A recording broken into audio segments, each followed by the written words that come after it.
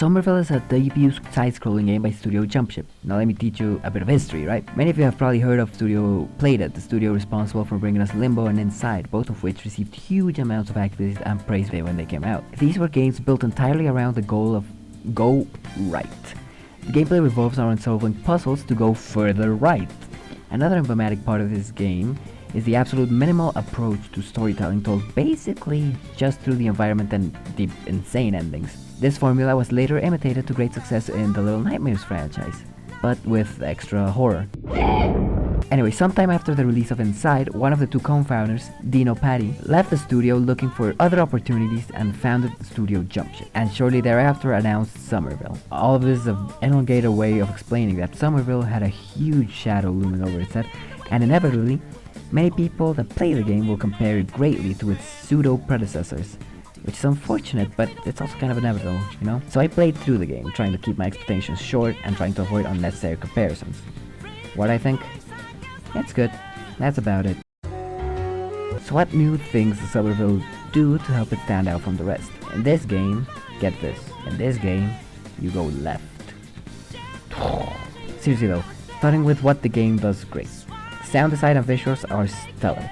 The game is science fiction with like aliens and stuff, which are probably real now, but we don't really talk about that. Anyway, the sound vibrates so satisfyingly in your ears. It's like going to an EDM concert, except it doesn't make me want to stab my ears out, but it's just cool sound design. Also, the creature design complements the sound to create that otherworldly feel. The design of the alien technology contrasts perfectly with the natural surroundings of Earth, the dark greens of woods and grass versus the bright glowing red and blue. It's perfect. The beginning set pieces like the house and the woods are a joy to look at, especially when seeing the family in perspective to their environment that makes them look so small in comparison. Oh wait a minute, that's right. I haven't mentioned the family. Okay, so the story of the game follows the story of a family, particularly the dad. The setup is very simple, deceitfully so for the inexplicable nonsense that comes towards the end, but more on that later. It's just a family chilling in their home and then boom, bang, aliens are attacking. Sweet Jesus, get to the bunker, it's the end of the days, we're all gonna die. Anyway, they go to the basement when Plot Point McGee crashes down and passes his powers on to the dad, killing him. Then he's revived but his family is gone, and so he searches far across the land and looks for them. Simple but effective setup and motivation for the story, so it all works just fine, basically. And furthermore, it gives the main gameplay mechanic. See, the gameplay consists mainly of using your bionic crazy alien arm with light sources to melt through alien wreckage. This makes for some interesting puzzles. Once more, this ability is carried by the sound design. See, the blue light, it melts stuff, so naturally it sounds like... And the red one, that one hardens stuff, so it goes... Most of my game time was me just messing around with the sound.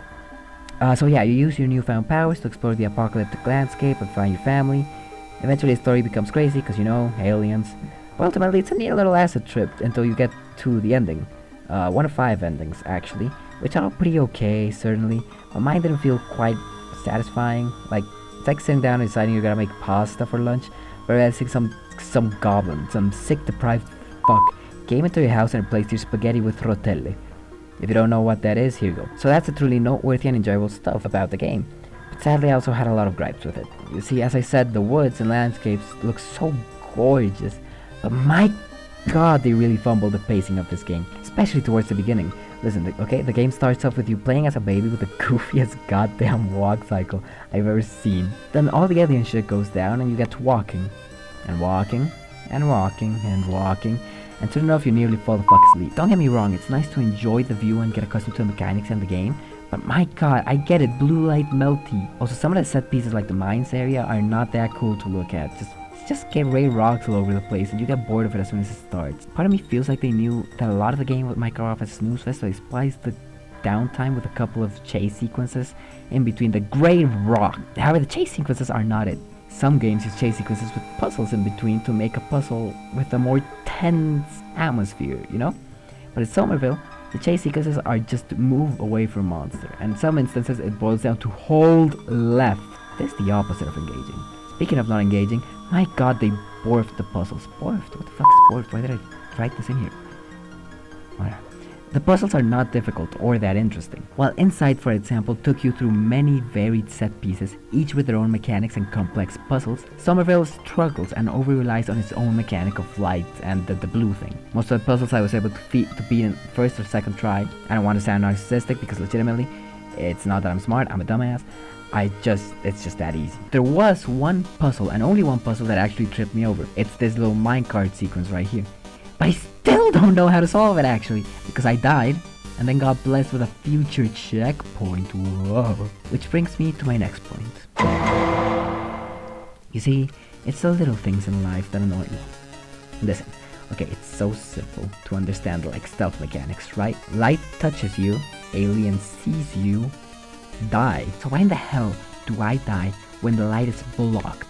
It's clearly not touching me. And on the other hand, I live here when the alien looks at me straight on with its bright light nonsense. Okay, it just doesn't make sense. Also, when you kill one of the enemies for the first and only time, it makes you wonder, why are you running away from the other aliens? Why don't you just kill them? It trivializes the entire game despite feeling cool in the moment, legitimately. Then there's instances like this puzzle right here. The point is that I have to get to a little flagpole, right? And to do that, I have to stop the material from overtaking it. So I do that, and what the fuck is this? I can't get up there? It says at a centimeter off the ground. Why can I not get up there? I beat the puzzle. I played your stupid game. Let me go. It's like trying to pinch a hair and pull it out. That just barely escapes my grasp every single time.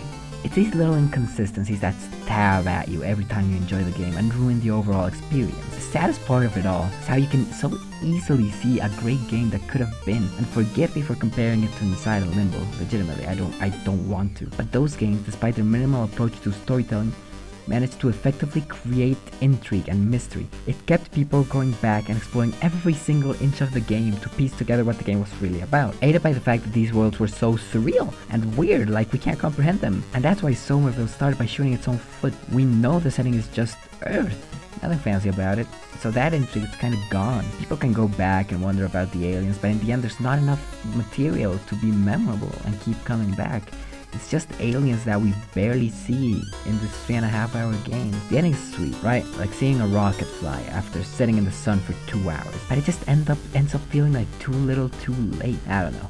Maybe at the end of the day I'm just jaded from having played Inside and Limbo and subconsciously compare it too much. But despite all my complaining, this is still a good game that I can recommend and can see so much love and hard work went into it. And honestly, I can't wait to see what Studio Jumpship's next game is. Hopefully having learned from Somerville to definitely crank out the masterpiece that they're so clearly just itching to make.